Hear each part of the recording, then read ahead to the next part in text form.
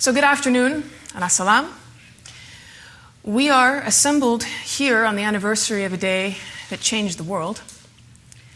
Since September 11th, 2001, we've witnessed two new wars, a dramatic increase of state power in the name of security, and a radical politics of identity.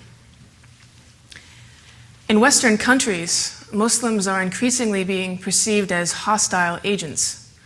Witness the frenzy over the so-called Ground Zero Mosque in Manhattan and the thankfully suspended plans to burn Korans in Florida today.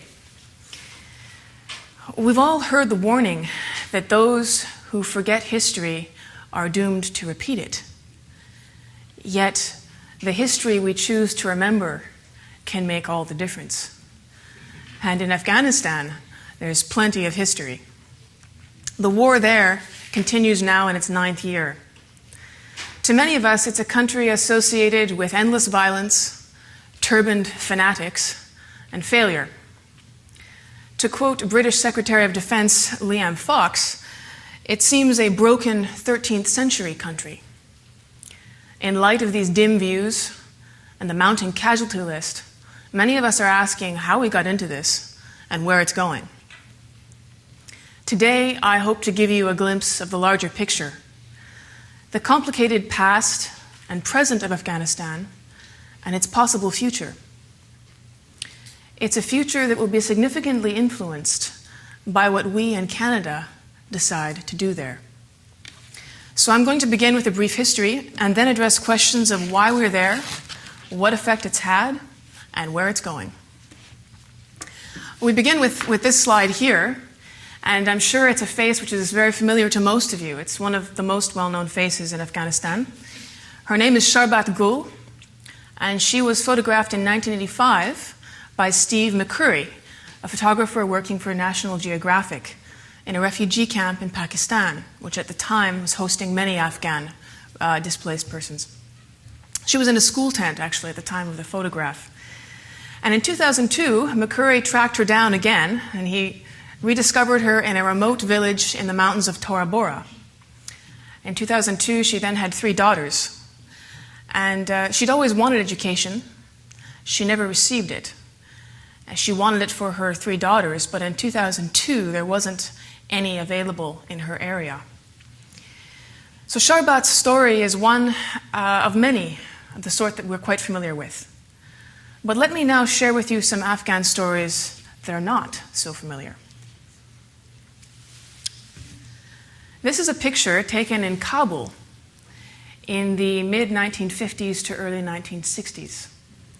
And it's a phonograph or a record shop, and these are Afghans purchasing music. This is a group of nurses undergoing medical training at Kabul University in the same period. And these are members of the Parliamentary Assembly in Afghanistan, Kabul, again, late 50s, early 60s. At the time, many of them held PhDs. They were fairly cosmopolitan and look altogether different from the faces you would see today if you attended the Parliamentary Assembly in Kabul. So Afghanistan hasn't always looked the way we see it does today in the news. This is a map, and I've chosen one deliberately that shows you the neighboring countries, because they've had quite a significant influence on the politics of Afghanistan over the centuries. You can see that to the north, it's bordered by Tajikistan. And unsurprisingly, many of the people located in northern Afghanistan are of Tajik ethnicity. So there's a shared heritage there. Similarly with Uzbekistan, which borders Balkh province. You can see that there's Iran bordering the west. And the longest single border shared is with Pakistan, which has probably had more influence than any of the other countries over Afghanistan's history, particularly in recent history. Now, the border between Afghanistan and Pakistan is notoriously porous, as you may be aware. It's pretty much a border which exists in maps and official documents only, not so much in practice. There's a lot of movement across that border. And indeed, the population of Afghanistan, which runs along that border, is Pashtun, as are the inhabitants of Pakistan just over the line in the mountainous areas there. So they share more than geographic proximity. There's a shared language, there's a shared ethnicity, and there are many shared customs. Sometimes they even share closer family ties. More of that in a moment. Afghanistan is composed of 34 provinces, and it has a population of approximately 23 million. But there are over 50 ethnic groups.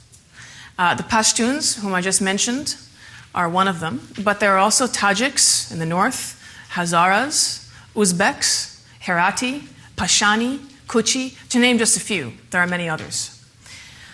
While it's overwhelmingly a Muslim country, there are sectarian divisions in Afghanistan as well. Now, the Pashtun, who are located mainly in the south and somewhat southeast, are Sunni Muslims. The populations in the north, particularly Tajiks and Hazara, etc., are Shi'i. So, as in Iraq, you have a very strong sectarian cleavage. It involves differences in practice, and it underlines perhaps some of the other ethnic differences between them because it's an added source of controversy. The languages spoken predominantly are Pashto, spoken by the Pashtun, and Dari, which is a dialect of Farsi, the language spoken in Iran. Now I'm going to take you back to the 19th century to look at our political history here. This is a cartoon produced in Britain at the time, early 19th century, and here the Emir, Dost Muhammad of Afghanistan, is depicted between the Russian bear and the English lion, with the caption underneath, "Save me from my friends." Now, this is in fact a representation of what was going on at the time. You see, the Great Game was the title of British foreign policy aimed at keeping Russian influence out of Afghanistan. And the reason why the British were so concerned about this was because, of course, they wanted to protect their rule in India. And they saw Afghanistan, historically a link amongst many countries over the Silk Road, as a potential threat, that if someone got into Afghanistan, they would then be able to have easy access to India. So Britain was very concerned with keeping Russia out. They proposed an alliance with this Emir, Mohammad Dost, of Afghanistan, to fortify the border against Russian incursion. Russia attempted to annex parts of Afghanistan in 1838. So the British then wanted to invade and install a pro-British puppet by the name of Shah Shuja Durrani. Persia then allied itself with Russia. The British were successful in installing Shah Shuja, but predictably they could only maintain him at great cost, both monetary and military. So after a series of costly battles and a lot of Afghan resistance, the British finally withdrew in 1842. 3 decades later, the Russians sent an uninvited diplomatic mission to Afghanistan, which immediately sent off alarm bells in London. So the British invaded again in 1878, causing the Second Afghan War. Now, Britain proved unable to occupy Afghanistan permanently. However, it was successful in controlling foreign affairs there until 1919, when Afghanistan became independent after the Third Anglo-Afghan War, which lasted only a month. Now, this is an image of some Afghan government officials in the early part of the 20th century, during the reign of King Amanullah Khan, under whom Afghanistan gained its independence. This king was quite progressive. He instituted a number of very significant reforms, all the more so when you consider the early time in which they were occurring. In 1924, he issued the Nizamname-e Arusi law, or national marriage law. It forbade forced marriage, it set a minimum age for marriage, and it provided avenues for women to access justice if they had abusive husbands. So this was quite an early time, especially given a lot of other countries in the region, for Afghanistan to bring in this sort of legislation.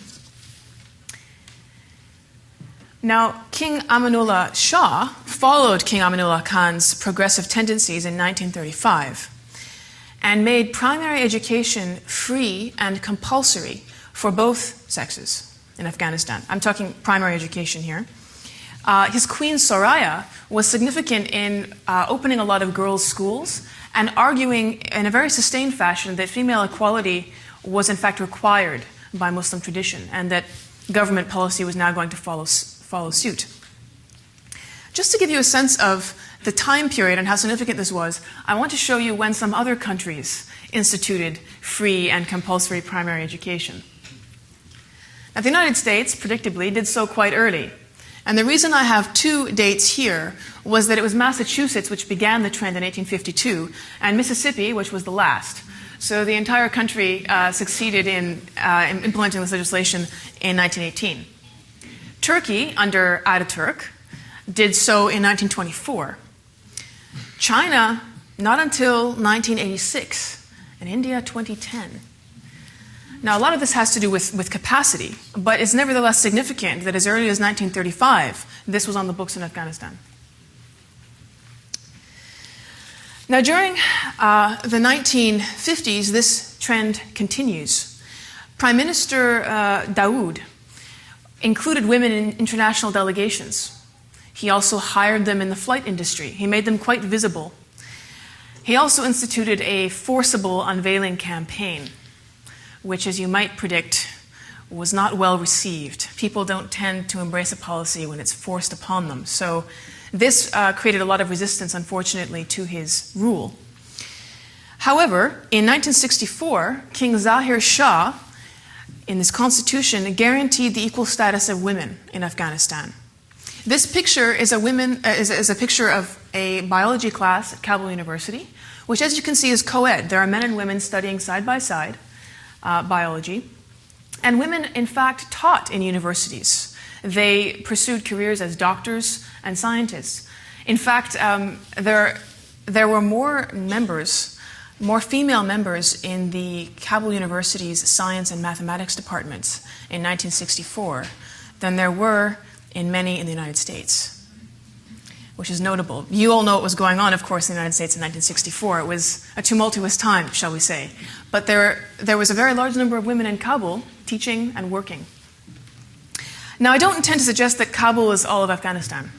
It has always been significantly ahead of the rest of the country, but that's not unusual. We see that in many other developing countries. There is an urban-rural distinction, that in cities, the promotion of mixing between men and women, of the breakdown of sort of social class distinctions, more economic opportunity, is common in many countries, not only Afghanistan. So the fact that Kabul should be much more relaxed about women's public space and so on is not so remarkable.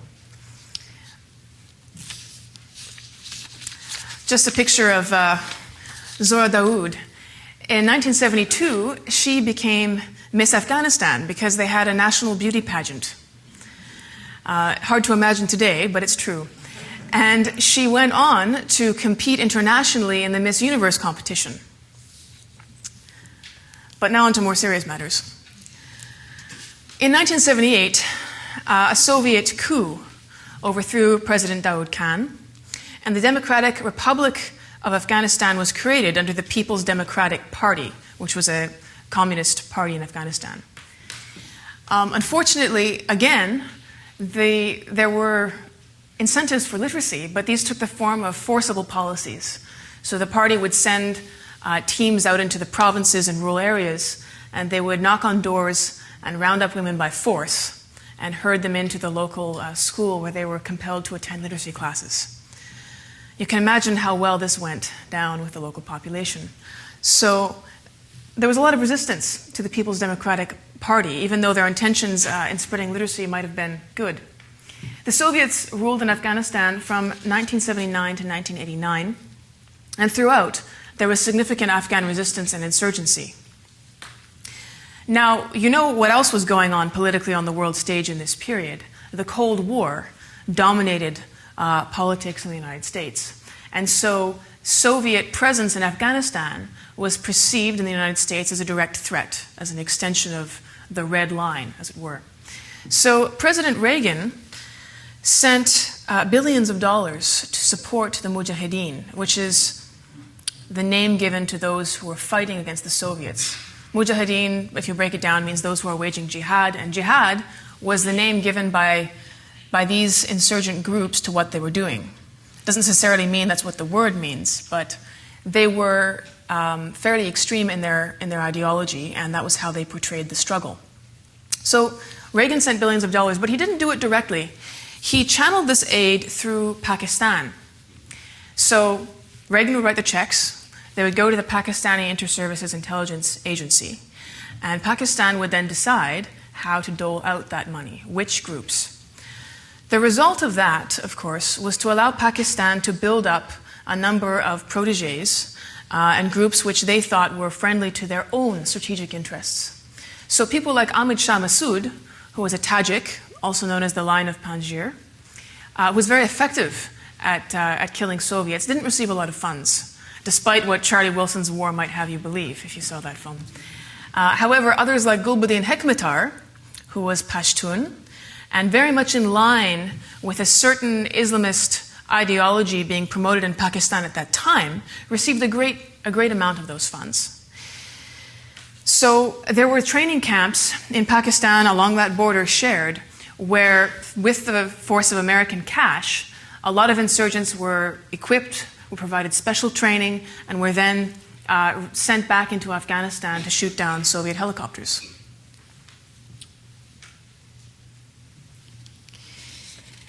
So the result of this, of course, is that the Soviets leave by 1989. And finally, in 1992, the remaining government, which was sympathetic to the Soviets, is toppled, President Najibullah. The United States at this point, seeing that the Soviets were gone and the Berlin Wall, by 1992 had fallen, decided they had no further strategic interest in the region and promptly withdrew the support. They didn't leave anybody on the ground. They pretty much turned their backs on Afghanistan. And what ensued was chaos. Because now, the very same insurgent groups who had a common enemy in the Soviets turned to struggle for power amongst themselves. At the time that President Najibullah's government collapsed in 1992, women still comprised 50% of the human resources in the higher education system. But that was shortly to finish. Gulbuddin Hekmatyar, who was the leader of a Pashtun insurgent group, Hizb-i Islami, races for Kabul to try and beat Ahmad Shah Massoud, who's the leader of a very powerful Tajik resistance movement, later known as the Northern Alliance. Now, Massoud arrives in Kabul first, so his forces occupy, and there's an agreement amongst the different Mujahideen groups to establish a rotating presidency, so that there'll be a power-sharing agreement. Unfortunately, Hekmatyar is not going to have any of that. The Pashtun, in fact, have traditionally been the rulers of Afghanistan. So for the first time, there was a Tajik occupying Kabul, and this didn't go over well with Hekmatyar. So he demanded the presidency, and he was openly supported in this bid by Pakistan. Now, to explain why, Pakistan has always had a vested interest in securing a friendly government in Afghanistan, one which keeps the distance from India. We've already spoken about the large Pashtun population which is shared in the northern parts of Pakistan and in parts of Afghanistan.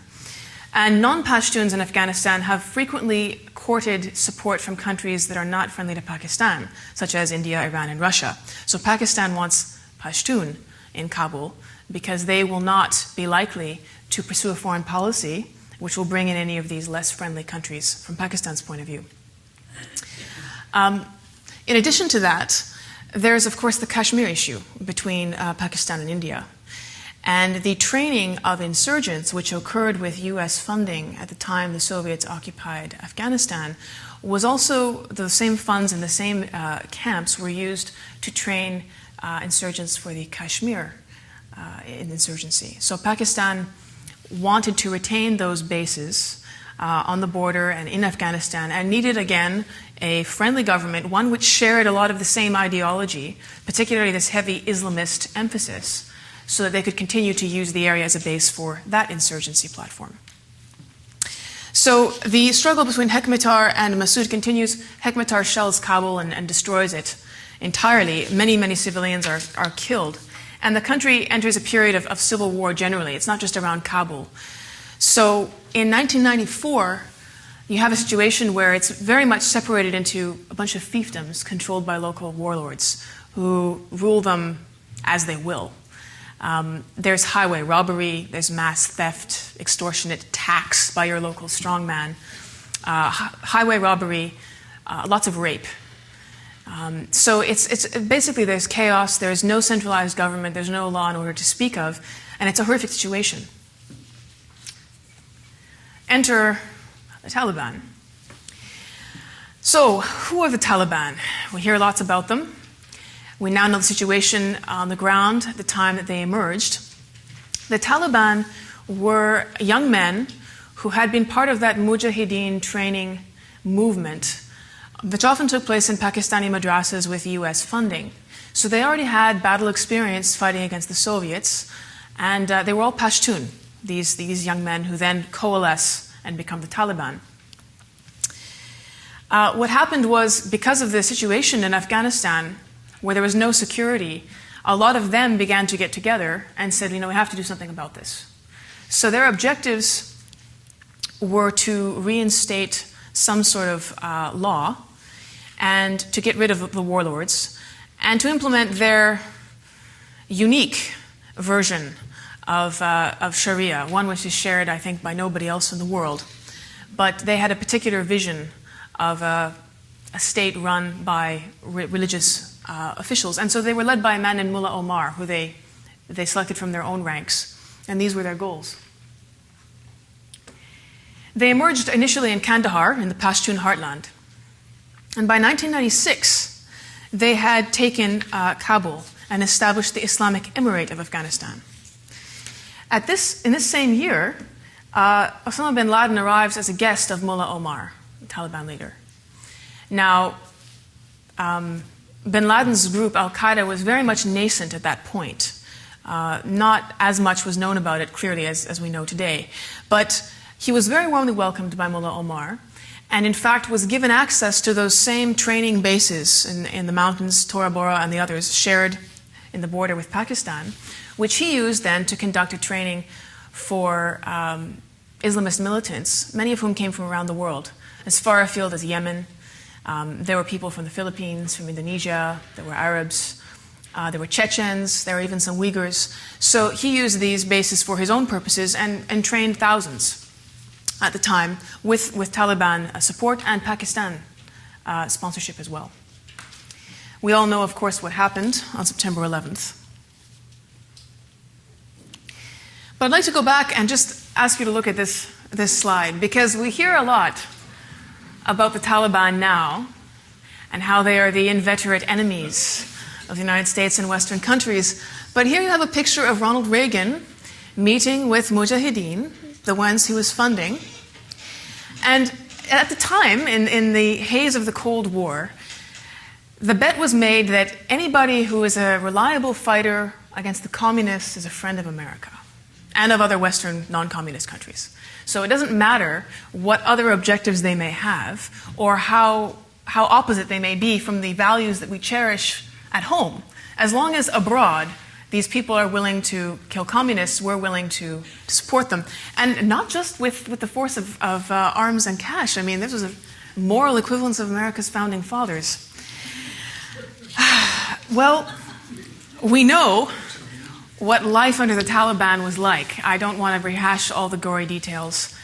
But as a quick reminder, not only, of course, were women unable to go out for any reason unless they were completely covered and accompanied by a male relative, but even the windows of houses had to be painted black so that nobody could look in and glimpse a woman. They were kept at home in places with no light. And we couldn't even have access to doctors who were men. So women who are delivering a child or who are in desperate need of medical assistance, covered in a burqa, accompanied by their male relative, come to one of the few remaining hospitals. There were very few after the Mujahideen had finished bombing everything in their civil war, and were turned away because they were told, no, you can't be treated by a male doctor, and there are some women at some rundown shelter somewhere on the other half of the city. You'll have to go and find them. And that was it. It was a horrific time. Music was illegal, and many other things. People were beaten in the streets by roving Taliban patrols, men and women for not having beards that were long enough, for having a painted fingernail. And people, of course, as you know, were stoned in stadiums in public for all sorts of offenses, real or imagined. So, that's not why Western forces actually intervened in Afghanistan. How did we get here? Well, I would like to remind you that this was not a preemptive American action which happened in isolation. The UN Resolution 1373 was passed before any troops entered Afghanistan, which authorized the use of violence against terrorism. And NATO led the construction of ISAF, which is an international security assistance force comprised of 41 countries, 28 of whom are NATO countries, the remainder non-NATO. So many countries go in. On October 7th, 2001, I have NATO strikes here, but at the time NATO was assembling it. It very quickly becomes, the name changes to ISAF because countries who are even outside of NATO want to get involved. By December 20th, 2001, President Karzai is heading an interim government in Kabul. And by 2003, there's enough organization that they can actually have a Loya Jirga, which is a grand assembly, and create a formal government, the Islamic Republic of Afghanistan. So, why are we here? The strategic priorities for ISAF countries, and the United States in particular, were to remove al-Qaeda from Afghanistan and to eliminate Afghanistan as a terrorist base, because al-Qaeda was abetted by a very sympathetic Taliban government and indeed by friends they had over the line in Pakistan. The second objective was to establish a stable government and rule of law, because it was the lack of these things, the chaos of the Mujahideen period, which created the conditions permitting the Taliban to present themselves as an attractive option. Anything was better than complete lawlessness. And the question that many of us are asking now is, what good did it do? Well, Afghans initially welcomed ISAF forces in their relief at the end of Taliban rule. Reports from Kabul at that time are remarkable because the city came back to life. There was music suddenly, men were shaving their faces, there were high heels, and people walking in public without fear of roving beating patrols. But the country was in ruins. 80% of the educational infrastructure was destroyed. There were almost no government services and very widespread poverty. In the years since 2001, Afghanistan has made incredible strides forward, but there's a long way to go. I'd like to show you now just a few of the very measurable changes we can record. Education. Now here you have a graph which shows the recorded education rate, the enrollment figures for Afghanistan for as long as we have records recently. So in 1940, as you can see, the recorded enrollment is less than 500,000. There hasn't been a strong centralized government history in Afghanistan. We had those governments I showed you in the 50s and 60s, but the ability to actually get out with people on the ground and record numbers far afield has not been strong. So these are just what we have records for. You can see in 1975, you have an enrollment rate of over 1 million. In 1999, it's under 1 million, Mujahideen, Taliban period. And in 2002, you have this incredible spike. Now, what was going on was after international forces intervened, in 2002 and 2003, there was a back-to-school campaign, which was heavily funded by international countries, and Canada took a leading role in that. The objective was to get as many kids back into school as possible, even if it was just a school under a tree or under a tent. And the result was the largest enrollment rate in Afghanistan's history. At that time, you're looking at more than 4 million. It's increased since then. And females are a significant percentage of that number. Here you have another graph which details that more specifically. So in 2001, you see that the dark bars are male. In 2001, you have maybe 500,000 boys enrolled in school and no girls. By 2002, you have 1 million girls enrolled, and the number of boys has more than doubled. 2007, the numbers continue to grow. There is still a shortage of teachers and capacity. We need more. But the response to the provision of education has been overwhelming in Afghanistan. Now, apart from enrollment, which is there represented again, it's now nearly 6 million, females at 33% of that, which is the second graph here. Infant mortality has also improved significantly. The infant mortality rate was about 16% in 2001, and there has been a 23% reduction in that figure as of 2010. The access to healthcare, though, is perhaps the most astonishing figure here. In 2001, barely 9% of the population had access to any form of healthcare. In 2010, 85% have access to some form of healthcare. Very, very basic, in need of improvement, but some, as opposed to nothing. There are other changes. This is Habiba Asurabe, and she's the governor of Bamiyan province, which is actually in central Afghanistan, just slightly, it's almost bordering Kabul. She's the first female governor. To be a provincial governor is normally a post held by a local strongman who has his own posse or a lot of influence in Kabul. It's not a position traditionally held by women. So this is an example of what's been possible politically since 2001. This is a picture of women undergoing parliamentary training in Afghanistan. There are a great number of them. 25% of the seats in parliament, which is 249, are reserved for women. Of that number, 64 are being competed for in the parliamentary elections, which are occurring next Saturday in Afghanistan. The number of female candidates running for these seats has increased to 406 this year. It was 328 in 2005, and of course, there were none of them before 2002. But many in Kabul face threats of to their lives and to their safety. These female candidates from Taliban commanders, from local insurgents, and from those who have vested interests and don't wish to see them there. An example of this, Najibullah Anjira is a businesswoman in Kabul, and she's received a death threat from a neighboring Taliban commander in Wardak province for daring to say negative things about the period of Taliban rule in Afghanistan. She's one example of a much larger problem. It was only the other week when 5 volunteers who were campaigning for a female candidate were shot to death in Herat province. The Taliban claimed credit for that. But here you see campaign pictures on the streets in Kabul. There are lots of men, but very visibly you have women campaigning. This is despite the threats. This is despite ongoing risk. These are women who have husbands and children and who leave the house every day not quite sure if they're going to return. And yet, after 9 years, we often hear, why are things still so bad? Why are the casualties mounting? So that we have to step back again to understand this a little bit.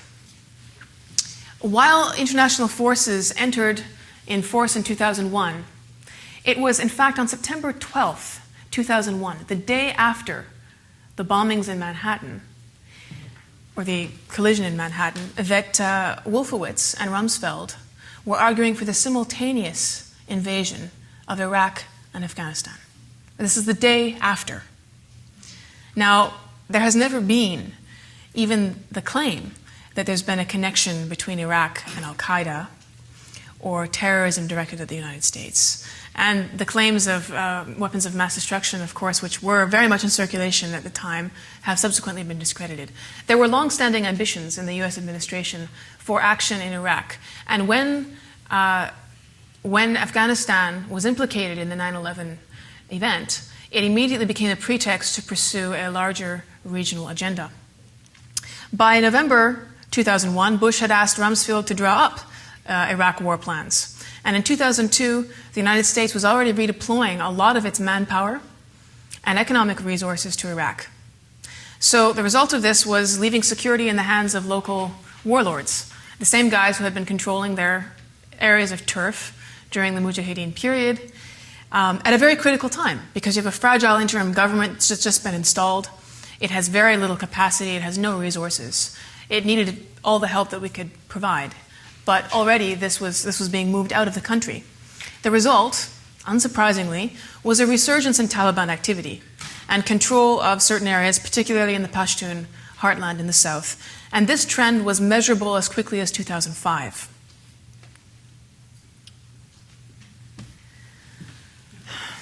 And now we're talking about running away again. There's a lot of political pressure in the United States and other ISAF countries, which has led President Obama and other national leaders to scramble for an exit announcement. Declaring an exit before victory may actually decrease the possibility of achieving one. President Karzai has complained that announcing this date has given the Taliban a much-needed morale boost because they now believe that time is on their side and they can simply wait out the ISAF action. It's only a few more months. And it also demoralizes Afghans who now begin to fear the repercussions after the ISAF exit. The fear is exploited by the insurgents who threaten death to anyone who works for the foreigners or the government. So tribal elders in the Pashtun South who have refused to cooperate with the Taliban have been picked off and assassinated, spreading, of course, the fear that security is not guaranteed and that anybody who has not cooperated with these marauding groups is not going to live very long. Civil servants and police, of course, as you would expect, have also been targeted. They're not the only ones, of course. So, we are, of course, eager to negotiate a settlement that will permit an early exit in many ISAF countries. And so negotiating with the Taliban is the favored strategy with a view to reconciling with all those who accept the Constitution and renounce violence. But it's important to realize that we can't negotiate at any price. In fact, including insurgent groups in some kind of political process has often been necessary in countries with long-standing civil conflicts and insurgencies. But on what terms? And at any cost? That's the question which has to be foremost in our minds and in those of our politicians as we go into this. Because if we're too eager to secure an exit date and any settlement which permits us to leave as expediently as possible, there may be a very high price indeed to be paid for that. There's been a 30% rise in killings of civilians by the Taliban this year.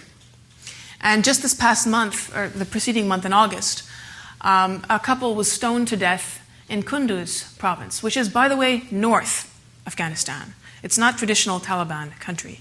But this was a Taliban act. They had run away, they wanted to get married.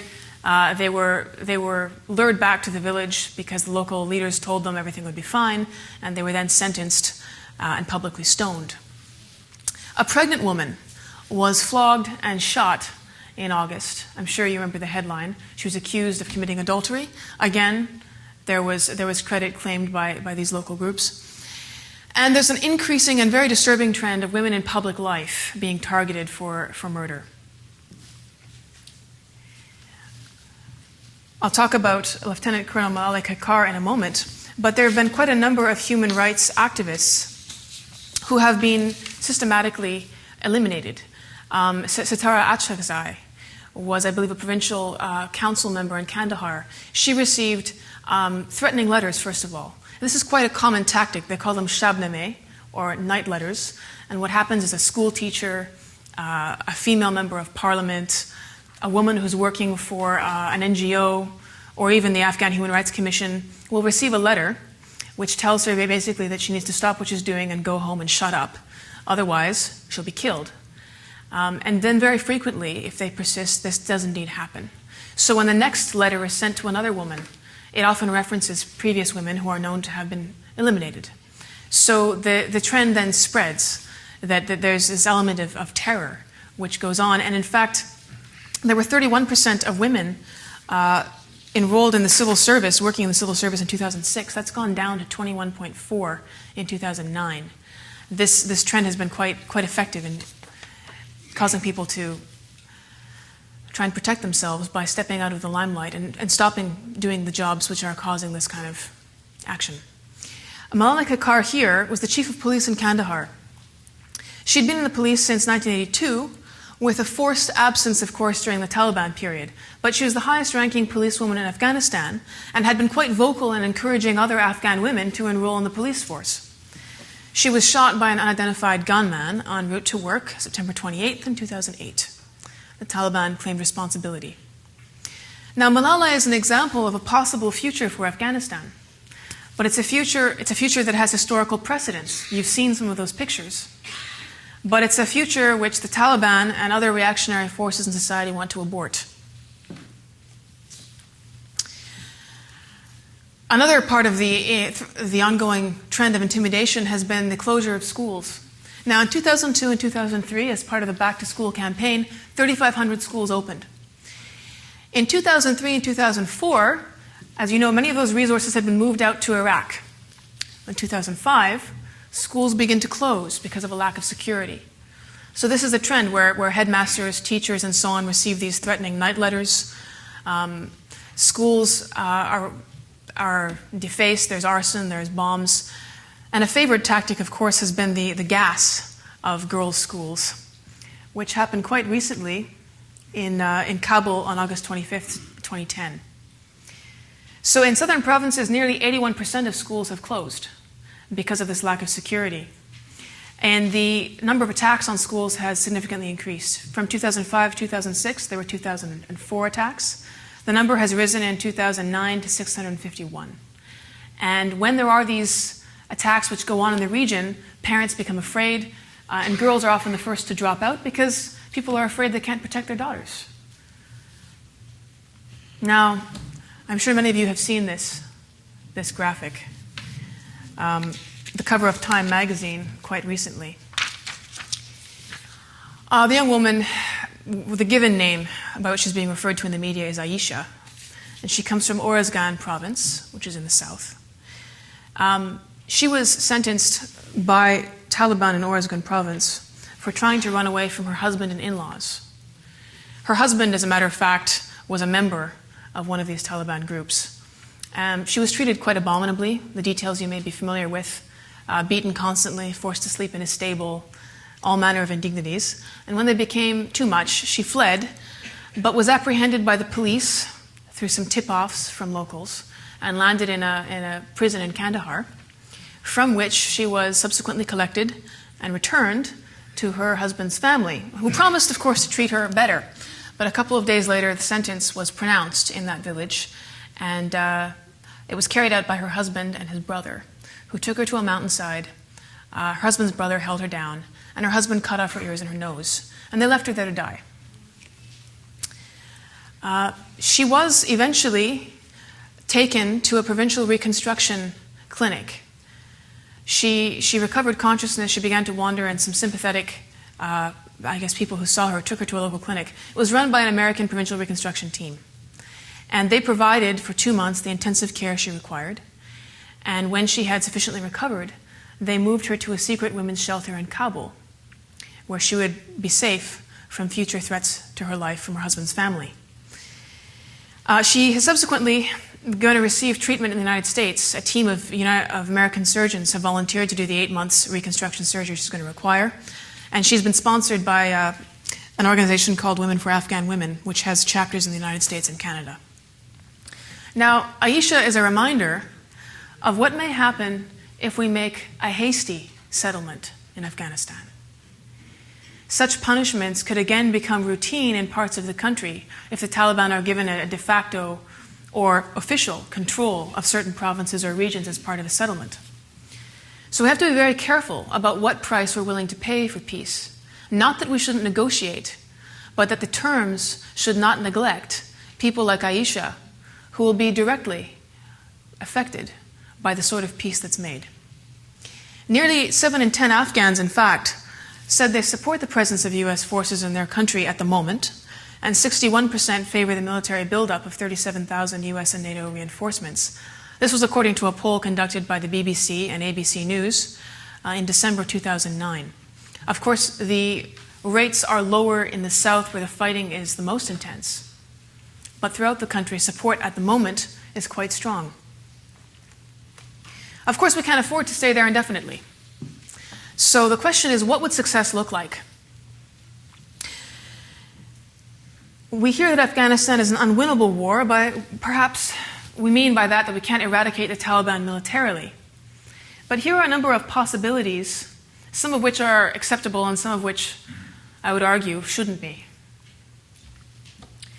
So centralized democracy is currently the political model that has been the objective in Afghanistan since Karzai undertook leadership with international support. This has been what we have been pushing for.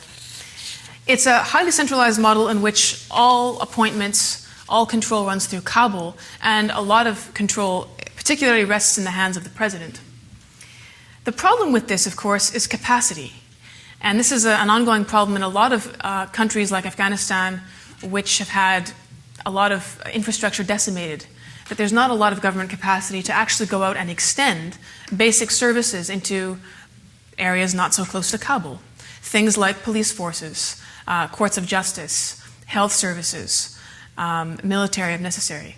So the problem with that, of course, is that if the government isn't seen and it's not seen to be effective in those areas, it's very hard to assert control and to prevent other people from stepping into that vacuum, which is exactly what's going on. So there's also the ethnic tension, which has been ongoing in Afghanistan. We've discussed a little bit the very different ethnic groups and the ongoing history of struggle between them. So a centralized government is more legitimate for some than others. And there's a distrust of this centralized government that's out of the way and that you can't really see or hold accountable. But there's a second option, which we might call decentralized democracy. Now, under this, more power is delegated to provinces. Things like the ability to draft or enact budgets, for example, or to elect and approve certain important officials, and perhaps even to use traditional alternatives to centralized justice for some offenses, not all. They might also include the ability to collect local revenue and enforce local regulations. Examples of this model in practice include Bosnia and Ethiopia. Now, the good thing about this is that it promotes local legitimacy and identity. In other words, if you're living in Oruzgan province, you know where your provincial authority is. You can travel there. You can find out what's going on. You know who these people are. So there's more direct communication, which is established. And also, because that provincial group is attached to the central government, it may in fact increase the buy-in in the notion of a national government because it has a local face. A third option is mixed sovereignty. Now, this is an even more dispersed model. There's even more power delegated to the provinces and less to the center. In this model, local leaders rule with near autonomy. Very, very little limitation on what they can do. There might be something as simple as these three. No use of local territory to violate foreign policy, so don't go invading a neighboring country from Bamiyan province or Badakhshan. No violation of the rights or resources of other provinces. And no large-scale theft or exploitation of state-owned national resources. There would, of course, be plenty of space for petty extortion at the provincial level, but Kabul would have to draw the line in terms of state-owned resources like water and mines and things like that. Now, the benefit of this is it sort of legitimates a de facto reality, something which has had long provenance in Afghanistan, where regional commanders exert a great amount of force and very much run the area that they control as they see fit. It does not depend as much on state capacity, which is a big problem in a country which has few resources. So these are the benefits. But of course, the downside is there's a very large margin where abuse can take place. However, it doesn't have to, and there are working examples of this. Nigeria is one of them, but arguably Canada and the United States, which have very, very strong provincial authority, and then a link to a centralized federal government, are examples of a sort of mixed sovereignty model. Switzerland. Whether or not it would play out that way in Afghanistan is another question, but another possibility, of course, is partition. Now, there has been traditional control in the south by the Pashtun, and arguably other ethnic minorities in Afghanistan are not willing to see Pashtun, particularly Taliban, rule of the rest of the country. after recent history. So there may, in fact, be a possibility of dividing the country with a largely Pashtun south and then the rest of the country being separated. Unfortunately, this may happen as a de facto thing through any peace deal that gives the Taliban or those who operate with them control of large parts of the South. It may not be that way on paper, but it may work out that way in practice, which would carry a very high risk. Because regional conflict, again, a return to control of Kabul and other resources may break out between different ethnic groups then, because the country would be divided in that way. And there are global security stakes as well. If you have a Pashtun South which is left to radicalization, once again, it can become an operating base for organizations with a longer arm. So partition, I would argue, is not an attractive possibility. And finally, of course, we can go directly to civil war. If ISAF leaves very quickly without securing a stable situation on the ground, and the Karzai government collapses, you can have an ethnic and regional power struggle take place fairly directly. So in closing, I'd like you to consider a couple of quotations. Take a look at this and see if you can guess where it comes from.